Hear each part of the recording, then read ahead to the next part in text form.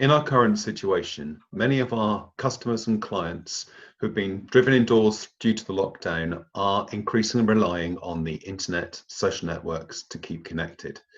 As a result, now is the perfect time to ramp up our communications with our customer, to remind them that we exist, to maintain sales if that is possible, or that when the customer comes out of isolation, they have us in the forefront of their mind to come to immediately to resume business.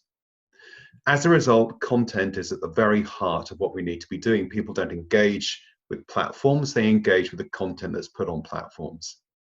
In this short course, just an hour long, with 30 minutes for Q&A at the end, we're going to be looking at how to create compelling and engaging content for social networks. This is absolutely perfect for small or medium-sized businesses who are wanting to move their social media to the next level. We'll look at how to create content, what good content is, and some tools and some tips to help you get ahead of the game.